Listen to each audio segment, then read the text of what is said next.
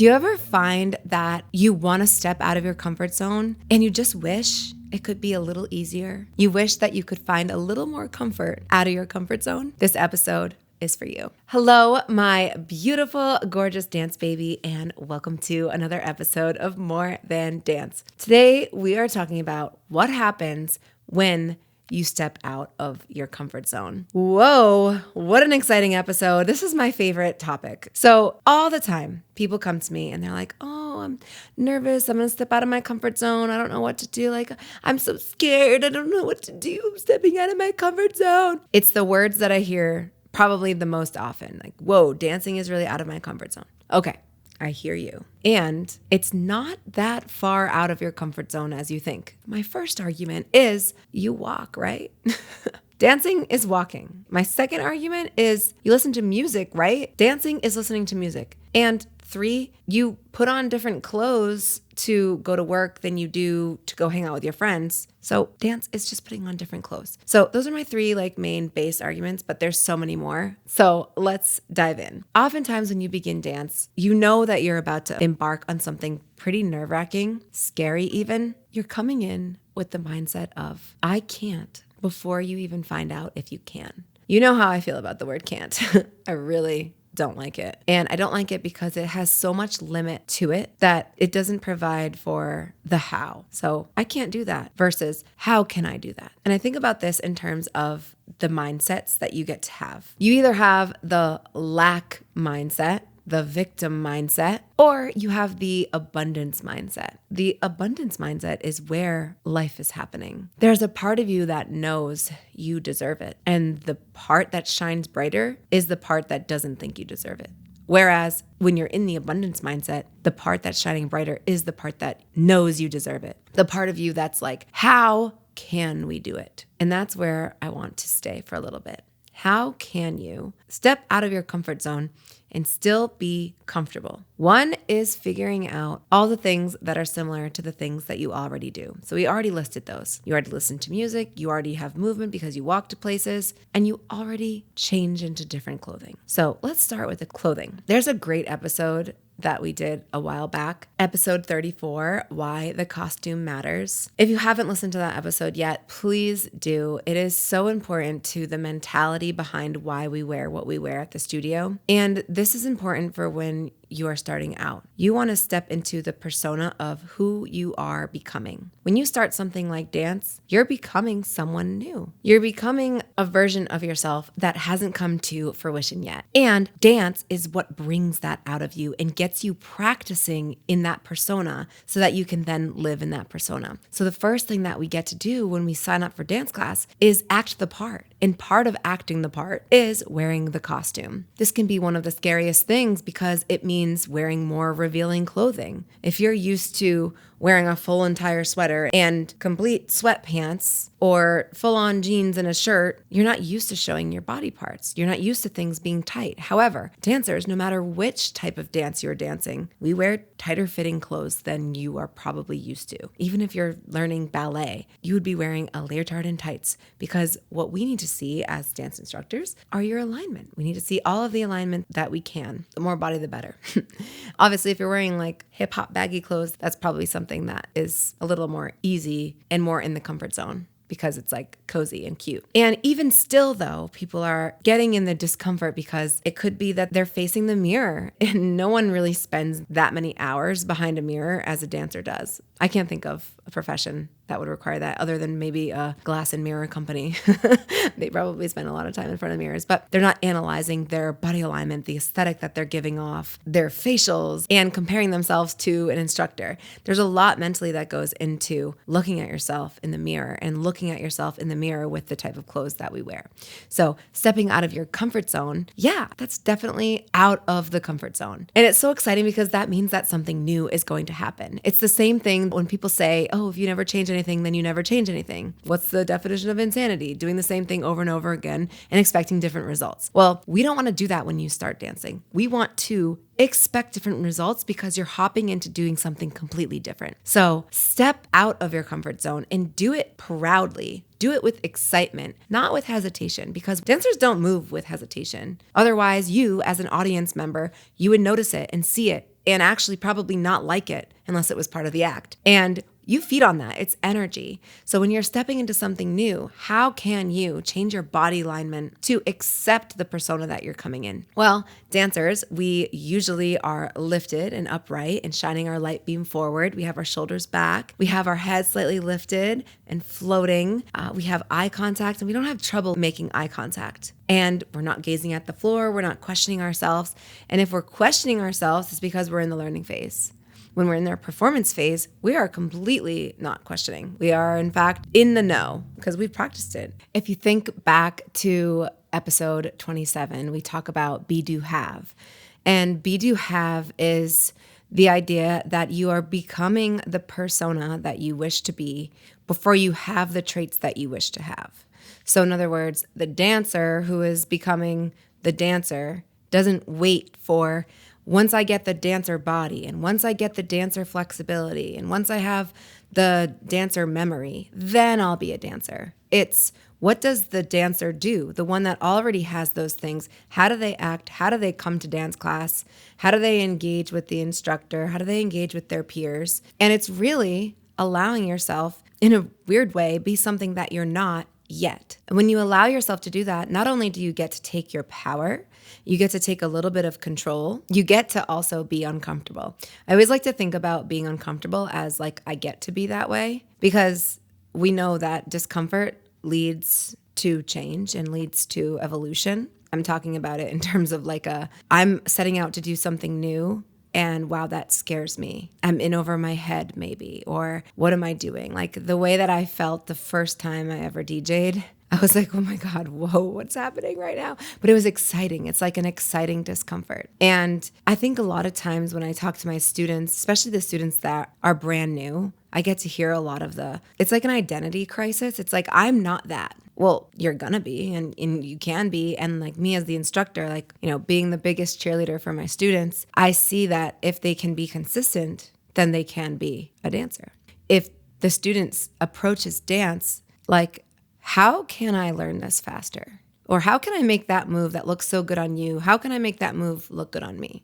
Versus, I can't do that move. I don't have the flexibility yet. And this is when I was talking about like the victim mindset versus the abundance mindset. Oftentimes that mindset of being like victim-y in a way, that mindset is easier because it lets you take the path of least resistance, which is the path of not doing it for now. And then later, that's actually the path of most resistance. So it's like giving into instant gratification, and it's delayed gratification versus instant gratification. So we know that when we have like big, deep goals, there's delayed gratification. Like I'm feeling that right now with sewing. Like I know if I'm showing up and I'm doing something for at least 2.5 hours every week, I'm making the reps, and eventually I'm going to be able to have skills to allow me to make the things I want to make.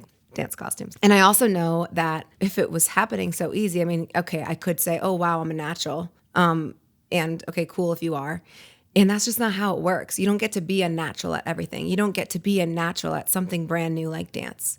So the gratification is very delayed and the sign up is very instant. We get to sign up like this by the click of a button.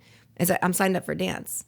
And you become a dancer, yes, that night that you first start, and you become the dancer that you actually want to be, though, years later, 2 years later, 1 year later, 3 months later, 4 years later. You're always becoming the dancer, really. I'm still becoming the dancer that I envision with different bodily injuries, modifications, center of gravity shifts, like aging body, like you end up figuring your own path out based off of the changes that come your way. The one thing that you do get to control, though, is how you approach it each time. So when I was getting my surgeries, like my approach was, I'm still dancing. It wasn't like, oh, I can't dance because I have surgery. It was, how will I be able to dance because I had surgery? And was that out of my comfort zone? I mean, yeah, it was a little interesting for me to like get used to using a screen and my pre-recorded self and myself sitting next to it, like pausing it and like instructing like an Abby Lee Miller way. Like, yeah, that was not what I was used to. And I found a way. And my students learned brilliantly. It was actually like really cool to watch them learn that way, and really cool for me to just be like all eyes on them and not be the person like doing it. It was kind of unique and really actually funny too, because I would say something in the video camera that was pre-recorded And then like I would press pause and I'd be like, okay, and you really want to make sure blah, blah, blah, blah, blah. And then present me was saying it. And then I'd press play and past me would say the same exact thing. So it was like, it kind of became this like funny joke. So when you're approaching learning dance and you get stuck or you feel frustrated or you feel like, whoa, I'm out of my comfort zone, get excited. Getting out of your comfort zone, again, it means growth, it means evolution. And how can you adopt the personalities, the persona, the mindset of the dancer, the one who knows that they can dance? How can you adopt those and bring those in? The victim would say like, oh, that move's like too hard. Like, that's not for me. I'm too old for that. The victim says, oh, like I'm not advanced enough. I can't do that. The abundance mindset says, I'm going to figure out how to do that on me. I'm going to figure out how to simplify that for me. So it's the same exact scenario. It's just a shift in mindset. And the last thing that I want to talk about this, because I feel like this is also an ongoing topic, and I'm sure I'll keep referencing this as I always have. It's the what we wear and how we feel uncomfortable, coupled with what we're learning and how we feel uncomfortable, coupled with being in a new space and how we feel uncomfortable. And sometimes it's the overlaying of discomfort that adds to the I can't, because it's an overwhelm of out of your comfort zone. Versus, I don't know if you remember that episode where I talk about the 3 levels of the comfort zone. So that was episode 16. And we talk about your comfort zone and your survival zone. And I had you draw 3 circles. And one of them is where you are currently right now, not dancing. And that's your comfort zone. And the next one is where you're slightly out of your comfort zone. And then the next circle outside of that, if you're drawing circles on top of each other, the next one bigger than that, outside of that, would be your survival zone. And it's like too much of discomfort in one scenario. So an ingenious idea would be to figure out how you can minimize each of those occurrences out of comfort zone placement. And so one of them would be like, can you wear something different, but not so different? Can you go to a new class and maybe you go with someone that you know? Can you take a dance class that feels a little bit more like a class that you already took? Or can you give yourself some type of a time allotment? So it's like, the class is, 2 hours or an hour. Can you commit for like 45 minutes, 1 hour, and like shrink that time down so it doesn't feel as bombarding for your brain to adjust? And that's one of the biggest things with out of your comfort zone. The only reason why it's out of your comfort zone is because there's no familiarity. So the more you're able to build familiarity, which is why I was talking to you about getting used to just wearing different clothes for different things. You've done that before. Or listening to music for different purposes. You've done that before. And we're creating these moments of familiarity, and you're really tricking your brain, which is like, it's kind of a cool thing when you can do that, because you get more power that way to control your own life. So if you're able to step into the studio and say like, okay, this is familiar to me. Like, I remember doing this some way, somehow. I like that. And creating these associations that are going to feed your abundance mindset. The mindset that's going to say, all right, this isn't too different. I've got this. Because once you become familiar with so much, it's not out of your comfort zone anymore. So now when I go and DJ and I play for a wedding or a party, it doesn't feel out of my comfort zone. It feels like my zone. And yet I still can be nervous and I still can have moments of like stress or like, okay, like, when you're DJing a wedding, there's a lot of moving pieces. It's not like laying on a beach and having a pina colada, but it's not the worst thing, the thing that would make me freeze. It's a thing that I know I can handle. And you get to know that you can handle being out of your comfort zone. And these are the best tricks for you, because you will soon find that familiarity. And just like we did, just like we practiced, it's almost like taking inventory of like what you see and bringing it back to things you know. And when you do that, you're slowly building comfort in an uncomfortable place. And soon, those little prefixes are going to drop off and it's just going to be comfort. And dance will be your safe space and your comfort zone. And then it will be that challenging choreography is going to be what takes you out of your comfort zone. Or it will be doing things that you didn't think you could do a year ago and now you're doing them now. That's how the growth will happen. What it is expansion, and it's you building upon things that you already know. So take this idea of going into class and thinking about the things that you already know and expanding on them to allow your brain to trick so that you'll be able to ease off the discomfort when you're out of your comfort zone. And pretty soon you'll see that you're out of your comfort zone within time will soon be your comfort zone. So I hope this was helpful for you. And I see you working so hard to make these changes, these lasting changes in your life. And be patient with dance, because dance is one of those that will give you a lot and also not right away. It's that delayed gratification that we get used to. So I hope this was helpful for you. And if it was, it would mean the world to me if you shared this with a friend